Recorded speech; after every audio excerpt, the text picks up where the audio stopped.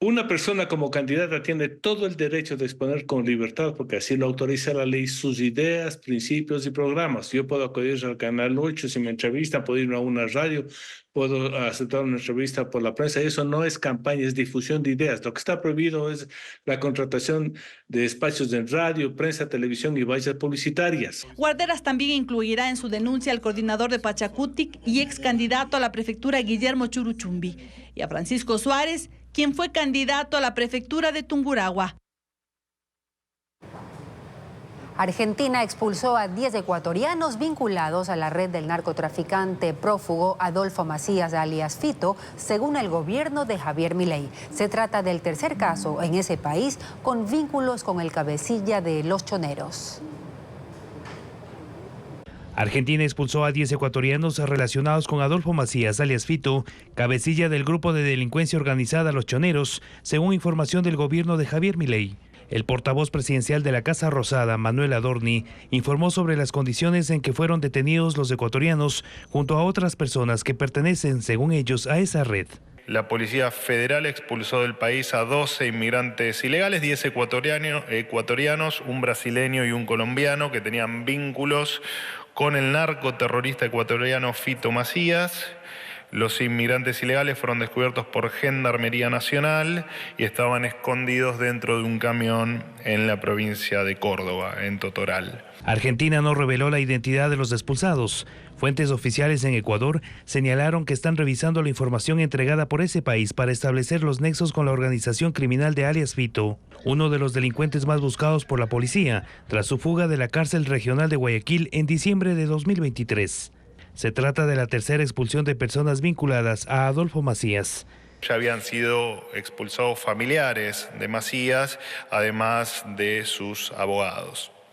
Esto es parte de la limpieza del narcoterrorismo que estamos haciendo en la Argentina. En enero fueron deportadas 8 personas de su círculo cercano en un avión de la Fuerza Aérea de Argentina.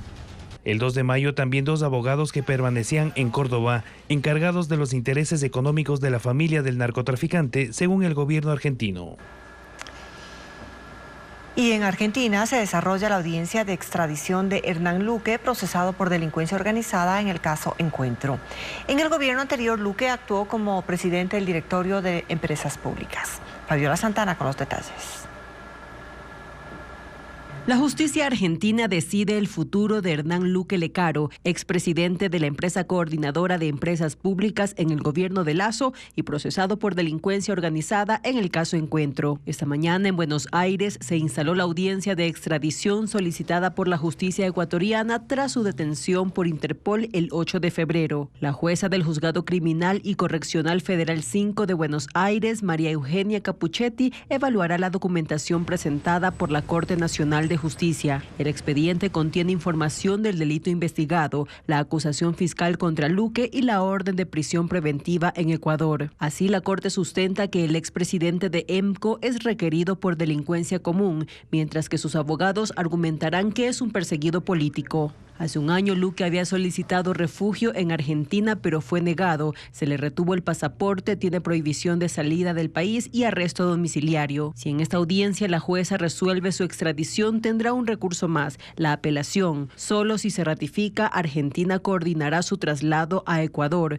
para enfrentar el juicio por delincuencia organizada en las empresas públicas. La audiencia de juzgamiento contra Luque solo podrá realizarse cuando ya esté en Ecuador. De allí la importancia de lo que resuelva la justicia en Argentina. El Ministerio de Economía emitió un acuerdo para registrar su información como secreta y confidencial. Establece requisitos y criterios para la clasificación de los datos. Esto va más allá de la Ley de Transparencia y Acceso a la Información Pública. Con fecha 22 de abril, el Ministerio de Economía y Finanzas emitió un acuerdo en el que se determina la política para la elaboración, clasificación, registro y custodia de la documentación pública reservada y confidencial. Según este acuerdo, es información confidencial aquella que contenga datos que al revelarse pudieran dañar el derecho a la privacidad, los datos personales, intereses comerciales y económicos legítimos y las patentes, derechos de autor y secretos comerciales. En cambio, se clasificará como reservada la información cuyo conocimiento y difusión contenga un riesgo de daño claro, probable y específico a intereses públicos. Entonces, define como información reservada, entre otras, a las comunicaciones a nivel nacional e internacional sobre temas relacionados a propuestas, políticas, comentarios a proyectos de ley, reglamentos y otros instrumentos cuya reserva se encuentre debidamente motivada. El acuerdo no explica cómo se socializa un reglamento que es reservado, cómo se lo cumple si nadie lo puede conocer. El acuerdo además establece diferencias. Una información reservada debe señalar el derecho constitucional, bien jurídico o interés público que busca proteger, los riesgos que implicaría para el Estado y la sociedad la libre circulación de esa información, las ventajas que obtiene el Estado con la reserva de la información y el tiempo que durará esta. En cambio, la información confidencial podrá ser catalogada como tal por los titulares de cada unidad administrativa. Desde el Ministerio señalan que esto nada tiene que ver con el crédito con el Fondo Monetario Internacional, que está en proceso de aprobación y cuyo contenido, dicen, será público una vez que se suscriba. Finalmente, esta nueva política de manejo reservado de información sobre las cuentas públicas se implementará en 90 días, una vez que culmine la capacitación a las unidades administrativas. Más lluvias e inundaciones afectan a Sudamérica. La ciudad de Concordia, en Argentina, y regiones de Uruguay se han visto afectadas. Severas inundaciones afectan a la ciudad argentina de Concordia, en la provincia de Entre Ríos. 579 personas entre adultos y menores se vieron forzados a abandonar sus casas. Los bomberos estiman que el agua tardará en bajar, lo que demorará el regreso de los evacuados a sus hogares. Las autoridades reforzaron la seguridad en las zonas afectadas para evitar saqueos en los comercios o robos en las casas que permanecen vacías en medio de la emergencia. Del lado de Uruguay, las lluvias afectaron zonas fronterizas con Argentina, como Paysandú y El Salto, y ciudades como Cerro Largo, Artigas, en la frontera con Brasil. Los altos niveles del agua han dejado a más de 3.000 personas desplazadas y cientos de hogares sin servicios básicos. Además, las lluvias que continúan sobre el estado de Río Grande do Sul, en Brasil, provocan la crecida y desbordamiento del río Uruguay, que cruza por ambos países. Pausa y al volver, la Organización Mundial de la Salud aprueba una segunda vacuna contra el dengue ante el aumento alarmante de casos y muertes en Latinoamérica. La Organización Mundial de la Salud aprueba una segunda vacuna contra el dengue en el marco de un incremento acelerado de casos y muertes por esa enfermedad en Latinoamérica, informa Luis Alfredo Zúñiga.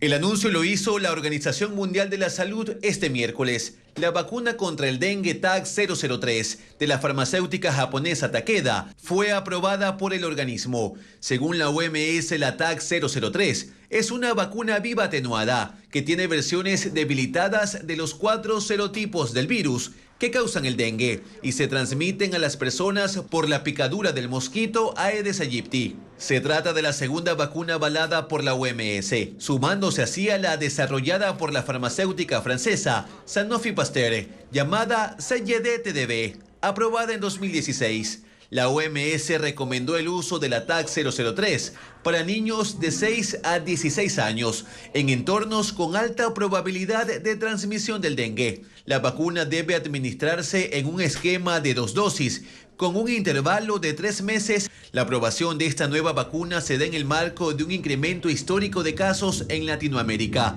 Solo en Brasil superan los 4 millones de casos y 2.000 muertes por dengue. En esa nación ya se aplica la vacuna japonesa desde febrero.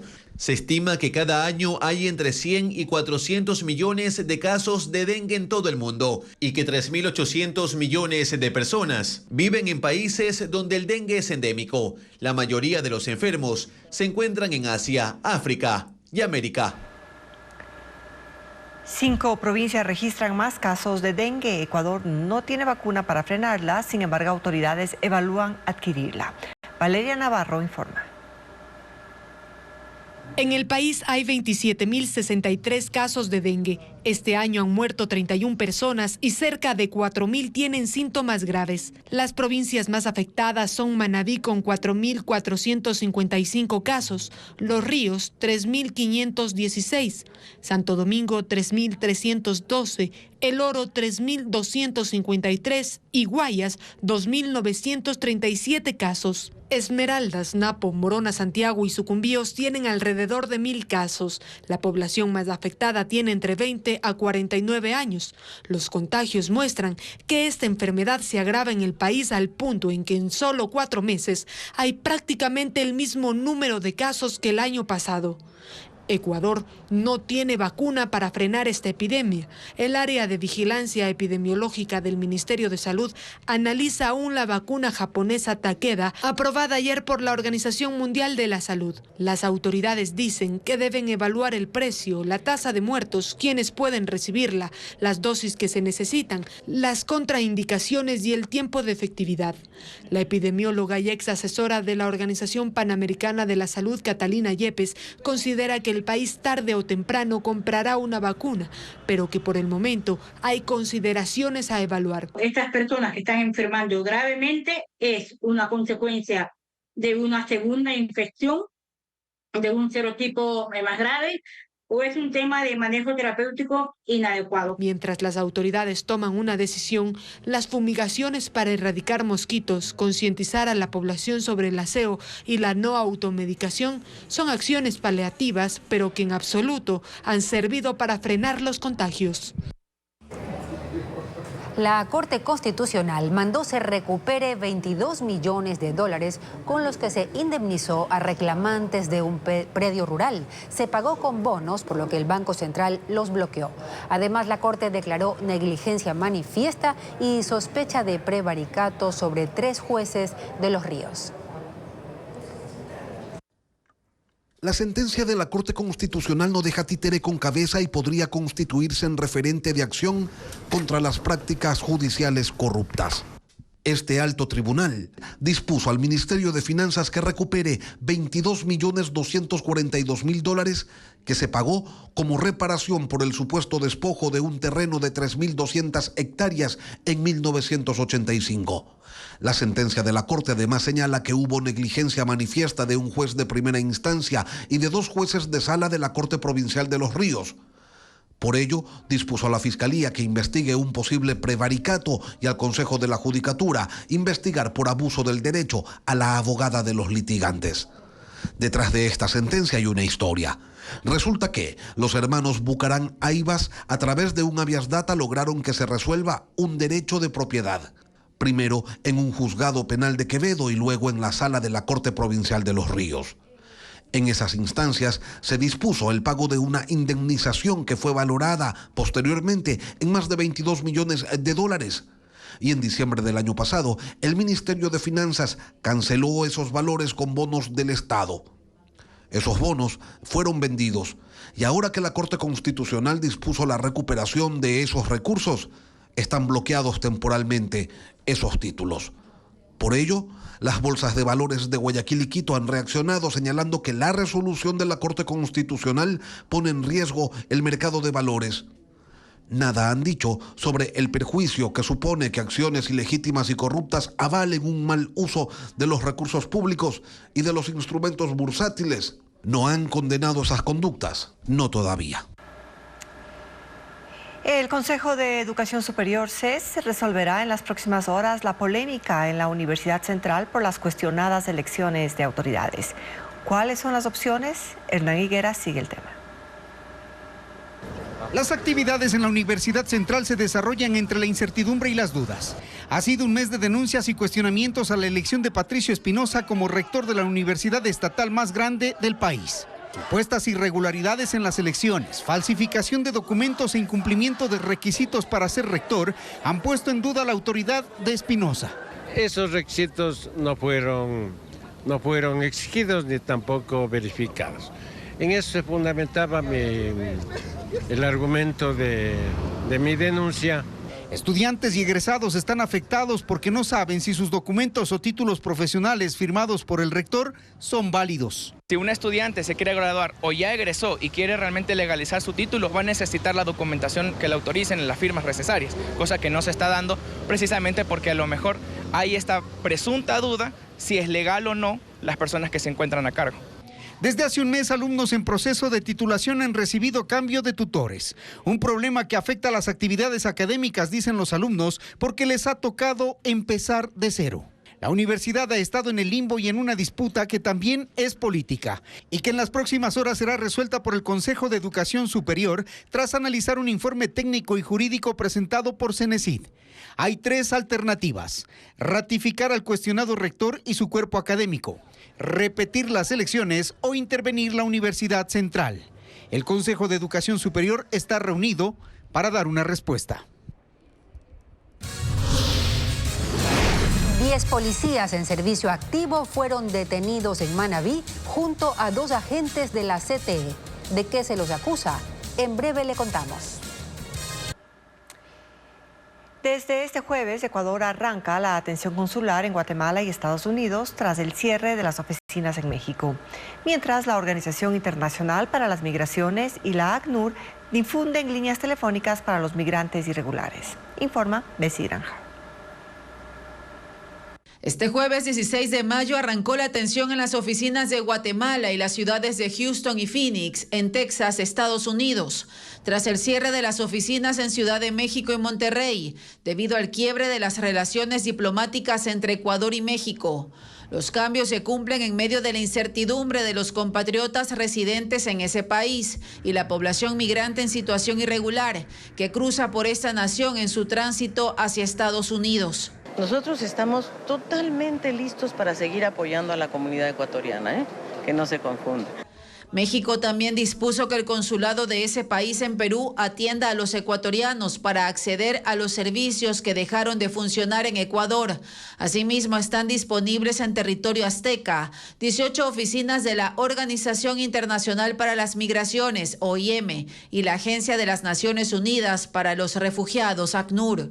Mientras la Asociación de Ecuatorianos Residentes en México espera despejar con las autoridades de la Cancillería ecuatoriana las dudas que aún existen. Solicitamos una reunión con la señora canciller. Afortunadamente las autoridades ya nos dieron respuesta. Tendremos esta reunión el día de mañana. En realidad no hemos tenido información más allá de los 2 boletines de prensa que todos conocemos. En México residen cerca de 4,000 ecuatorianos, mientras en los 3 primeros meses de 2024, casi 36,000 compatriotas fueron detenidos por ingresar de forma irregular a ese país.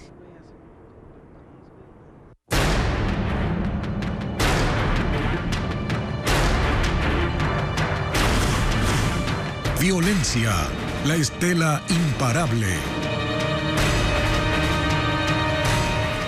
Policías y agentes de tránsito fueron detenidos en Manabí, mientras que en Santa Elena las autoridades capturaron a 13 integrantes de Los Choneros. Merlin Ochoa con los detalles de estos últimos operativos.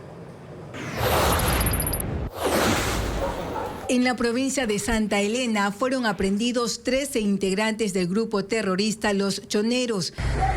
Se los acusa de los delitos de microtráfico, sicariato, tenencia de armas y extorsión.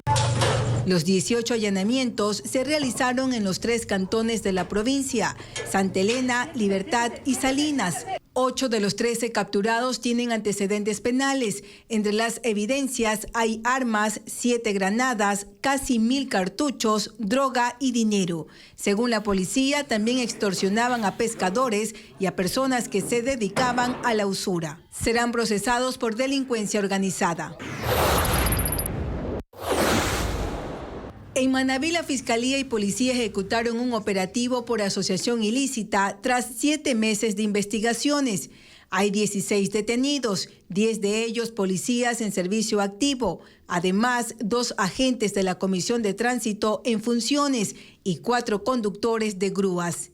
De acuerdo a las investigaciones, ellos simulaban operativos en las vías para retener vehículos por contravenciones de tránsito. En coordinación con propietarios de grúas, trasladaban los automotores a los patios de retención vehicular, pero a cambio de dinero devolvían los carros sin orden judicial. En una de las oficinas de tránsito se decomisó hasta botellas de whisky. Los allanamientos se dieron en los cantones de Portoviejo, Chone, Pedernales y Bolívar. En otro caso, en Manabí, los agentes encontraron varios sacos con explosivos de alto impacto en una casa del cantón San Vicente. Como evidencia presentaron 600 tacos de dinamita, cápsulas fulminantes, municiones, granadas, revólveres y placas de vehículos reportados como robados. Según la policía, los artefactos explosivos iban a ser distribuidos a grupos delictivos. La policía de California, Estados Unidos, dispersó a manifestantes pro-palestinos en una sala de conferencias de la Universidad de Irvine. 10 agencias policiales llegaron al campus tras la alerta de los directivos sobre una protesta violenta. Luego de 4 horas, los uniformados expulsaron a la gente de la sala y de un campamento que habían instalado. Rusia y China se consolidan como aliados estratégicos en materia militar, económica y energética. Vladimir Putin está de visita oficial en Beijing para reuniones con Xi Jinping. Han hablado de cómo superar el conflicto en Ucrania, para lo que el presidente chino insiste en diálogos políticos y diplomáticos, como informa Pedro Jiménez. China recibe con honores al presidente de Rusia en el palacio conocido como el Gran Salón del Pueblo en Beijing, junto a la plaza de Tiananmen, donde se escucharon los himnos de ambos países. Xi Jinping y Vladimir Putin se han reunido más de 40 veces, la última hace apenas 6 meses, pero este es el primer encuentro desde que Putin asumió su 5º periodo de gobierno, que lo tendrá al frente de la Federación Rusa hasta 2030. Él, al igual que el mandatario chino, han reformado las constituciones para poder mantenerse más tiempo en el poder. Se cumplen además 75 años del establecimiento de relaciones diplomáticas entre China y Rusia, y han firmado una declaración para profundizar su asociación estratégica que incluye cooperación en varios campos. Xi Jinping dijo que seguirán consolidando una relación como buenos vecinos, buenos amigos y buenos socios. En cuestiones militares y sobre la invasión rusa en Ucrania, el presidente chino habló de una solución política que pase por una conferencia reconocida por las partes en conflicto para reanudar el diálogo, pero no presiona a Rusia para que detenga los ataques. En ese contexto, China sigue abasteciendo a Moscú de componentes claves para la producción de armas, y las compras de gas y petróleo impulsan la economía de Rusia. Putin celebró que los negocios bilaterales sigan expandiéndose. Llegaron el año pasado al equivalente a 240.000 millones de dólares, aunque dependen cada vez menos de la moneda estadounidense, ya que el 90% de las transacciones comerciales fueron hechas en rublos y yuanes. Han declarado también que la colaboración energética, incluido el campo nuclear, es un sector prioritario en la interacción entre China y Rusia. El gobierno de Francia declaró estado de emergencia en Nueva Caledonia, un territorio francés en el Pacífico Sur, tras disturbios que dejan 4 muertos. La violencia se desató por una reforma para otorgar derechos electorales a los franceses que viven en las islas. Las calles de Nouméa, capital de las islas de Nueva Caledonia, están llenas de autos y edificios quemados y el aeropuerto permanece cerrado. Los enfrentamientos armados entre manifestantes y policías iniciaron el lunes y dejan hasta ahora 4 muertos, entre ellos un agente de la policía. El caos se desató luego de que el Parlamento francés votara a favor de una propuesta para cambiar la constitución de Nueva Caledonia, con el fin de dar un derecho al voto a los residentes franceses que viven en las islas, quienes hasta ahora no pueden sufragar en los comicios locales.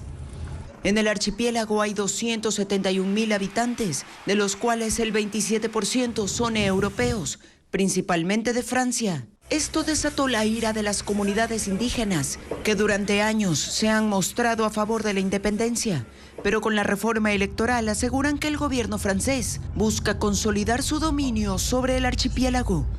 Francia declaró este miércoles estado de emergencia. 1.800 policías fueron enviados desde Europa para establecer el orden y 500 agentes adicionales llegarán en las próximas horas. Nueva Caledonia, como territorio francés de ultramar, ha realizado 3 referéndums por la independencia desde 2018 y las 3 veces se ha impuesto el no por un estrecho margen. El primer ministro de Eslovaquia, Robert Fico, que ayer fue víctima de un atentado con arma de fuego, permanece en condición crítica pero estable en una sala de cuidados intensivos. El gobernante fue emboscado por un activista opuesto a sus políticas a la salida de un encuentro con miembros del partido. El atacante de 71 años está detenido y es procesado por intento de homicidio. En Argelia encuentran vivo a un hombre que desapareció hace 27 años.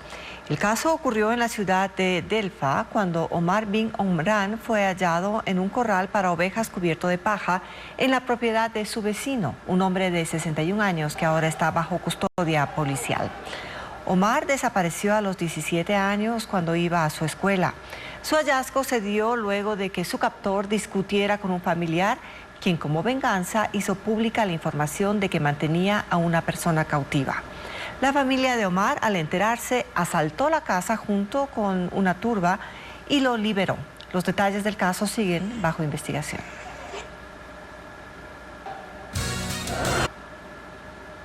El Pleno de la Asamblea negó la reducción de la edad para ser embajador. La intención del oficialismo era que se baje de 35 a 30 años. Patricio Díaz está en el Legislativo. Patricio, cuéntanos quiénes se opusieron a esa reforma. En efecto, Gaby, 66 legisladores se opusieron y no se aprobó esa reforma que intentaba cambiar la edad de los embajadores. En este caso, los legisladores fueron de Construye, de la Revolución Ciudadana y algunos independientes. El oficialismo incluyó esta propuesta dentro de las reformas a la ley de movilidad humana, una reducción de 35 a 30 años de edad desde la cual se pueda nominar a un embajador. Esto generó el cuestionamiento de algunas bancadas porque coincide con el análisis que hacía el Ejecutivo de proponer como embajador en Estados Unidos a la encargada de negocios en esa sede diplomática, Soledad Peña, porque precisamente el Ejecutivo estaba definiendo aquello. La bancada de ADN insistió en que el interés no era dirigir la reforma a nadie, sino abrir nuevas oportunidades a los jóvenes. Pero no llegaron a convencer a los otros bloques, que más bien hablaban de la necesidad de que exista un grado de experiencia para cumplir tan delicadas funciones en otros países. Escuchemos algunos de los legisladores, uno de ADN y otro de la Revolución Ciudadana. Considero que nosotros también debemos actualizar nuestra ley de servicio en el exterior, que jóvenes tengan oportunidades. Con esto no quiere decir que nosotros queremos beneficiar a alguien. Hay que ajustar los perfiles de los funcionarios a lo que dicta la norma, no al revés. Entonces, un poco es por eso hemos querido mantener la coherencia, sobre todo en que si el presidente de la República, que es quien nos representa dentro del territorio ecuatoriano, la edad mínima para poder participar es 35 años, al igual debería ser quien nos va a representar como Ecuador dentro de otros países. Recordemos que estas reformas tienen que regresar al Ejecutivo para su veto, para sus observaciones y regresarían, de ser el caso, acá a la Asamblea. Además, en esta ley de movilidad humana se han aprobado otro bloque de artículos que tienen que ver con derecho al envío y recepción y transferencia de remesas y de bienes, es decir, beneficios para los migrantes. Danza flamenca, un concierto infantil y exposiciones fotográficas son parte de las actividades culturales para este fin de semana en Guayaquil, Quito y Cuenca. Vanessa Robles con los principales eventos.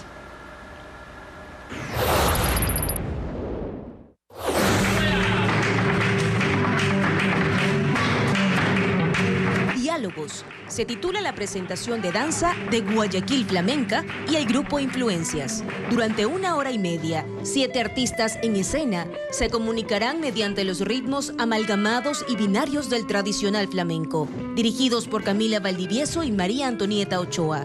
La presentación será en el espacio cultural Casal Catalá, ubicada en Urdesa.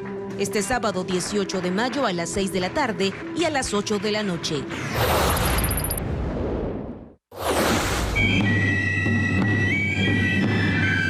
Con el concierto Guaguacuna del Coro Infantil de la Fundación Teatro Nacional Sucre y el grupo de niños Pingulleros de Alangasí, se homenajea al patrimonio cultural inmaterial del pingullo, la flauta de bambú de los Andes, que antiguamente se hacía con hueso de venado o de cóndor. Será el 18 de mayo en el Teatro México a las 4 de la tarde. La entrada es gratuita y se repetirá el 19 de mayo en la Iglesia Matriz de Alangasí. La muestra fotográfica Agua y Cielo de la artista Sonia Pacheco fue inaugurada en el Salón del Pueblo Efraín Jara Hidrobo de la Casa de la Cultura Núcleo de la Suay en Cuenca. Está compuesta por 30 fotografías distribuidas en 2 salas. El mensaje de la exposición es demostrar la esencia de la naturaleza en estos 2 elementos. Estará abierta al público de martes a sábado hasta el 15 de junio. La entrada es gratuita.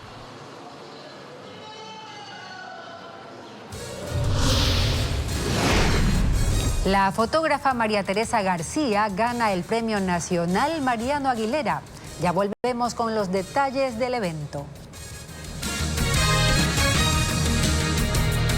Aunque la interconexión aérea en Ecuador ha aumentado, aún falta mucho para llegar a los niveles de Colombia o Costa Rica, por ejemplo. Según expertos, hay retos como mejorar la infraestructura, generar demanda turística y atraer más aerolíneas con costos menores.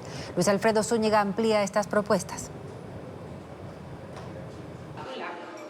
En Cuenca se llevó a cabo por primera vez el Airport Day, que reunió a representantes internacionales de la aviación. Durante el evento, se resaltó un incremento del 23% en la transportación de pasajeros vía aérea en Ecuador. Son 326 frecuencias internacionales, con 15 aerolíneas que viajan hacia 18 destinos. La Asociación Internacional de Transporte Aéreo también aplaudió el crecimiento, pero deja claro que son cifras muy lejanas a las de otros países de la región. No tienen el mismo nivel de conectividad que un aeropuerto como el de Bogotá, por ser obviamente un hub. El caso de Costa Rica es un aeropuerto que tiene 7 u 8 vuelos transatlánticos a los 7 u 8 hubs más importantes de Europa. Ecuador tiene 2 aeropuertos internacionales, en Guayaquil y Quito. Colombia cuenta con 13, siendo El Dorado en Bogotá el principal, con vuelos hacia 100 destinos, tanto internos como del exterior. Que Ecuador cuente con su propio aeropuerto hub es algo que aún suena a utopía. No tener una aerolínea nacional aleja más la posibilidad de pensar en un hub.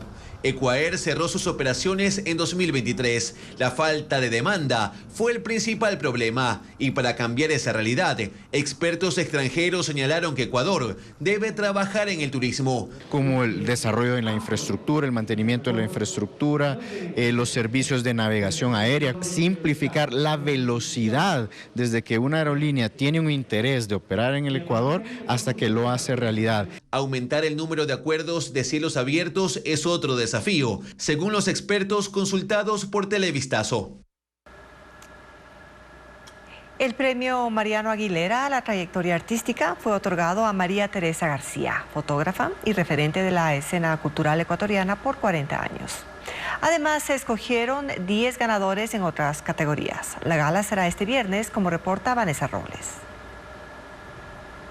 Esta foto se denomina El Patio de Reunión, de la serie El Otro Sangolquí.